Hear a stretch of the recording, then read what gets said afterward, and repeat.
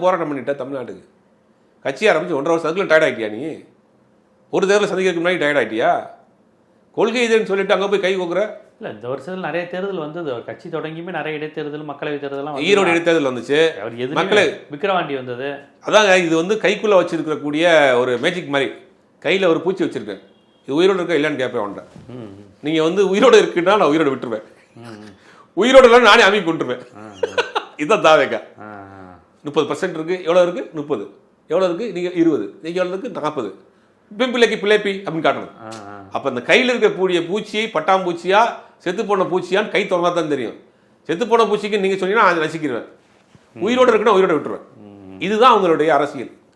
இந்த அரசியல் ஸ்ட்ராட்டஜிஸை வச்சுக்கிட்டு, சமூக வலைதளங்களை வச்சுக்கிட்டு மக்களை வந்து இந்த மாதிரி வேலையை பண்ணுறாங்க. இப்போ பேச ஆரம்பிச்சாங்க. பார்த்துட்டீங்களா?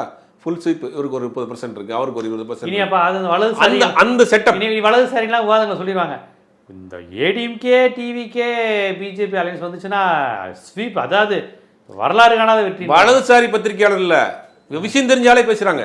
விஷயம் தெரிஞ்ச ஆட்களே இதை வந்து நார்மலைஸ் பண்ண ஆரம்பிச்சிட்டாங்க. இப்போ அவருக்கு குறைஞ்சபட்சம் ஏங்க, அவருக்கு 20% இருக்குங்க, வெளியில் போனது 10% போனால் கூட 10%ங்க.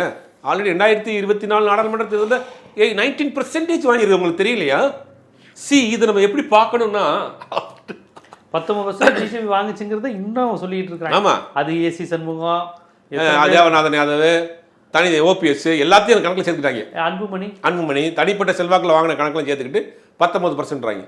அதிமுக வாங்கின வாக்குகள் வந்து எஸ்டிபி வாக்கு, தேமுதிக வாக்கு, இவங்க கணக்கில் சேர்த்து அதை ஒரு ரவுண்ட் ஃபிகர் சொல்கிறாங்க. இப்படி பார்த்தீங்கன்னா இது ஒரு 19%, அது ஒரு 20%, 39%. விஜய்க்கு டெஃபினெட்லி 19% கன்ஃபார்ம்டு அப்படின்னு 2 இங்கிலீஷ் வார்த்தை இடையில பேசிட்டு